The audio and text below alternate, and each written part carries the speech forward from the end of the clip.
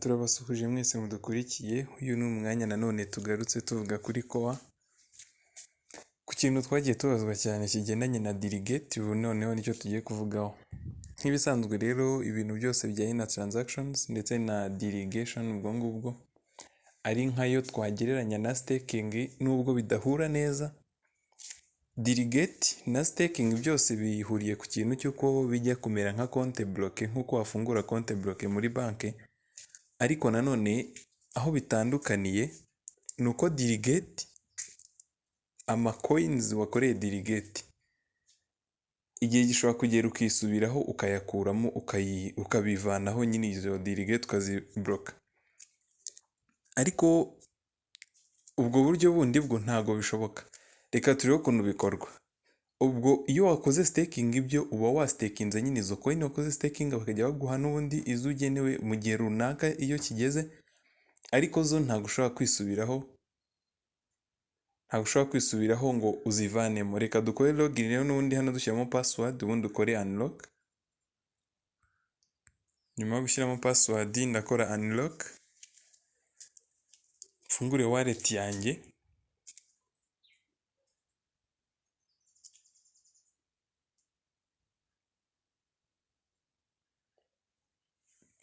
Yes, nkuko mubibona hano dufitemo test core 0.9971. Reka mbanze nshyireho indi core kugira ngo byemere ko Delegate ukora Delegate ariko ufite byibura core imwe. Mu gihe nta n'imwe mfite ntabwo nshobora gukora Delegate. Nshobora gukora swap, nka swapinga zino SUSDT muri core, cyangwa se nkongera nka requesting indi core. Reka nkore request indi core nibwo wenda biri bwihute. Ndaza gukenera ino link ya mbere kuko hari aho ndi buyisabwe, birumvikana turaza muri browser nkuko dusanzwe tuhanyura. Hanyuma turaza kubanza, dushobora kuza hano kuri home, ariko reka turebe ko biri bufunguke. Yes, birafungukira muri swap ko niyo twari duherutse gukora. Ndaza hano kuri home kugira ngo mbone aho ndi bu pasting ino link. Pastingemo ino link dufite hano, ubundi searching.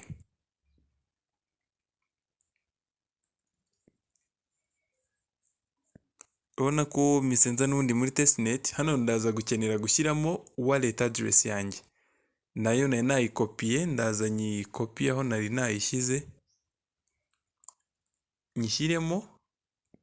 Hanyuma mpite nza hano kuri get test core, banze nanemeze ko ntari robot, bansabe gucuzinga zino fire hydrant, ubundi nkore kuri get test core. Bahise bambwira ko biri muri transactions. Nshobora kugaruka kuri wallet nkategerezaho gatoya, core nasabye ikabanza ikangeraho, ubundi tukabona gukora Delegate. Nawe nuramuka ukoze Delegate ufite core ziri munsi y'imwe, ntabwo biri buze gukunda. Bakubwira ko ufite insufficient core. Ubonye byanze cyangwa bitinze ushobora gusubiramo, ariko ntabwo biba byanze, ahubwo ni ugutinda.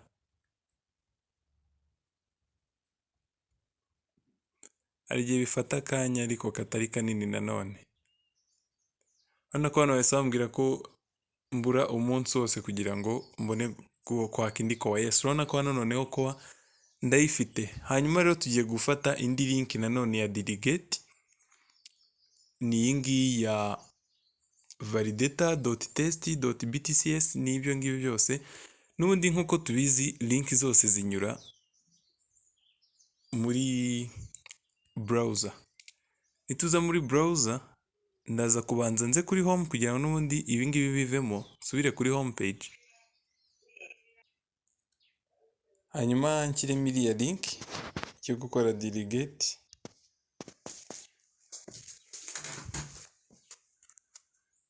Iraloadinga n'ubundi nk'uko bisanzwe. Urabona ko bihita biza kuri core testnet, n'ubundi turacyari muri testnet. Hano urabona ko page mpita mpingukiraho core testnet validators. Mu ba validators around 19,370, hano dufite aba validators 16. umunani nibo bari active, abandi 15 umunani muri 16 nibo bari active nyine bashobora gukora validation. Hanyuma nitumanuka hano hasi, total hash delegate yo iracyari 0 n'ubundi. Hanyuma total coin delegate, coin zose za delegatinzwe hano muri testnet zingana na miliyoni 11. Urumva ko ni byiza, ni mpamvu nyine dukwiye gukora delegate. Ni byiza gukora delegate kugira ngo turinde umutekano wa coin zacu. Hanyuma ukoze hano kuri kano kamenyetso ka I, aba ari kugira ngo baguhe information zigendanye n'aha hantu kari. Bizo nka nkozeho some information zijyanye n'ino total coin delegate, baravuze ngo total amount of test core delegated on core. Uyu mubare ni totali y'amakoa yose hamwe yakorewe delegate muri core. This value is recalculated and refreshed at the beginning of each round. Kuri buri round yose ibi ngibi nibwo babicalculating. Ino hash yo ni total hash delegate, bahise bajya kubyerekana muri detail n'ubundi, ariko reka twikomereze turebe kuri delegate. Hano urabona ko baba validators 8 noneho nibo bagiye kwerekana. Uwa mbere ni antinode, undi ni jax node, undi ni bito node, hakaza formation node, hakaza rocky spider ndetse na position hamwe na roundup. Abandi bose urabona ko bari inactive. Ubwo abangaba nibo bani 16, 8 muri bo nibo bari active. Reka wenda tuze kuri uyu wa mbere antinode dukoreho, abari we twifashisha muri delegate. Ngiyewe hano ndi connected, utari connected barakubwira kubanza guconnectinga. Wenda ari ubwa mbere ubikoze ushobora guhita bakubwira kubanza gukora connect. Niba bigusaba urakora connect, ntacyo bitwaye. Hanyuma rero icyo tugiye gukora delegate noneho. Nyuma yo kubona hano kwakora total deposited, urabona ko zingana na koa miliyoni 1 n'ibice bingahe. Coin delegate hano naho ni kwa kwene ushobora kurebaho information icyo bivuze. Hano ni amount of core delegated to this validator in real time. This value may be greater than or less than coin delegate. Ahangaha ni coins zose muri rusange za core zabaye delegated kuri no mu validator. Hanyuma hano hakabiri kuri coin delegate na amount of core delegated to this validator of current round. Urabona ko zino aha ni muri rusange byose. Hano ni mu gihe runaka ni total. Urabona ko bishobora no guhindura, bishobora kurutana, bishobora kuba hejuru cyangwa hasi nk'uko babivuze. Hash yo n'undi iracyari 0, margin ni 13,000, commission ni 7% baguha, na APR ya 226.3%. Ibi byose ugenda ubibona. Revenue received by validator is split between the validator and their. Ibi wenda tuzafata umwanya wo kubisobanura neza bihagije. Ni APR hano reka turebe twite kuko validator ari ukuzibloka kugira ngo ujye ubona percentage runaka ndetse bakungukire. Hanyuma ushobora no kuzivanamo mu gihe runaka ubishaka wisubiye hose, cyangwa se ukajya uvanamo izo wamaze guhabwa. Reka tuze noneho dukore delegate. Please connect to MetaMask before. Hano niho bahita babikubariza, ugahita ukora connect, hagahita haza ya wallet yanjye ifite 1.99, ugahita ukora connect. Nyuma yo guconnectinga noneho nibwo dushobora gukora delegate. Hano baratambaza nshaka kudelegatinga coin zingana iki. Hano ni test ko. Hano hari validator's address, hakaza na total deposit. Reka wenda ndekire muri imwe kuko niyo mfite muri imwe n'ibice 90, ariko reka nkore delegate ya coin imwe. Mitenza hano hari delegate, ubundi mbe nkoze delegate. Hano barakubwira ngo utegereze babanze babikonfirme, bahite banyereka muri rusange ko bimeze. One test kwa niyo nshaka kudelegatinga. Gas fee ni iyi ngiyi, ubwo nayo bari bukate. Totali nsabwa kuba mfite zino koa zingana gutya. Izi ndazifite, nshobora guhita nkora confirm. Ntabishimye nakora reject. Hanyuma ninkora confirm nabwo urategereza gatoya biloading. Iyi ni summary babanje kwereka kugira ngo byemeze cyangwa se ubihakane. transaction submitted. Hano urabona yuko namaze gukora delegate, nshatse nahita nkora close. Noneho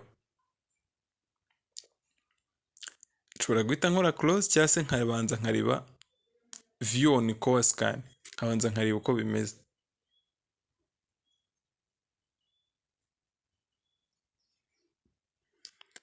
Aha niho ushobora kurebera zino details zo kuri no transactions, cyangwa se ukanabyiyorera nyine ugakora close. Aha ngaho delegate uba wamaze kuyikora tayari. Hano detail baba baduhaye bakweretse transaction hash iyo ariyo, bakakwereka status ko byamaye successful, bakakwereka block, bakakwereka time, umwanya bimaze bikozwe, bakakwereka aho zaturutse ino ni wallet yanjye, bakakwereka aho zagiye, bakakwereka value ko ari one test ko wanakoreye delegate, bakakwereka gas fee cyangwa se transaction fee. Nyine ni summary y'ibyakozwe, ibi byo biragaragara. Hanyuma ubwo igisigaye biraba ari ukureba noneho ushobora kubirebera hehe izo wakoreye delegation wazikura, izo wakoreye delegate wazikura he, ukeneye kubihindura wabikora gute. Ibyo byose noneho nibyo bisigaye. Aha ngaha urabona ko ibyo iyi ngiyi nayikoreye delegate, nshobora kuza hano ani delegate nkisubiraho nkahita mbihindura. Nkoze ani delegate naba mise mbihindura, nyine ino delegate naba nyisubiyemo, ariko namaze gukora delegate nyine hano kuri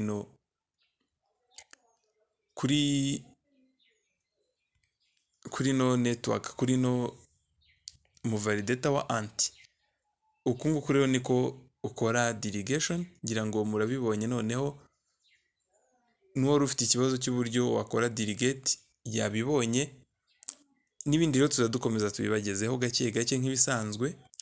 Ariko nanone hagati aho mbere yuko dusoza, reka nanone twerekane nk'aho ushobora kurebera summary.